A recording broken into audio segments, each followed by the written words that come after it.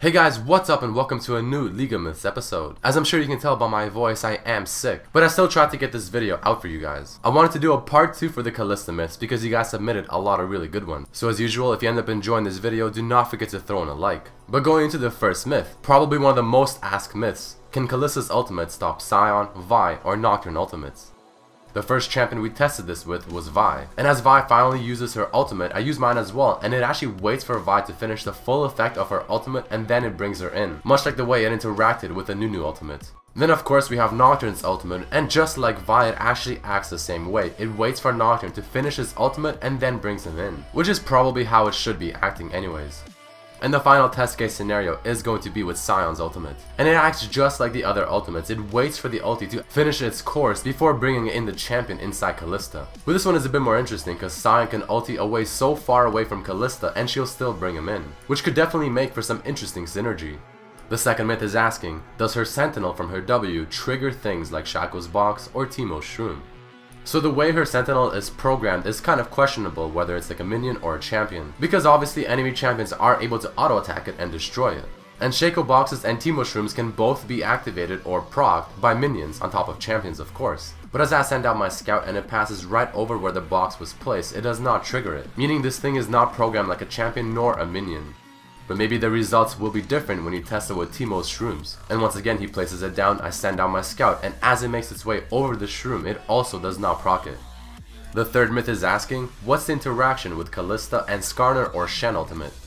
First we tested with Skarner being on the same team as Callista using his ultimate on an enemy champion. And as it happens, it seems like Skarner gets pulled into Callista while still having the ultimate attached to the Akali. And it drags her all the way to where Callista is, a pretty cool synergy.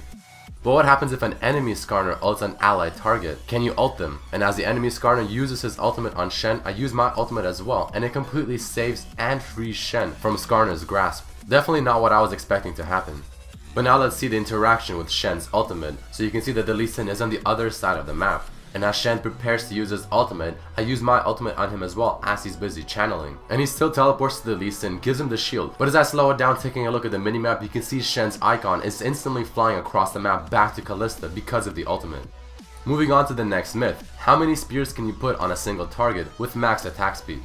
So 2.50 is the maximum attack speed you can have in League of Legends. And since her spears can supposedly stack infinitely on a single target, we really put this to the test. So I'm gonna let this video play out with the music and you guys can see how many stacks they can get on top of how much damage it'll do if you use the Ren. Remember, this is not the maximum damage because I only have attack speed items, no AD items. But it is still pretty cool.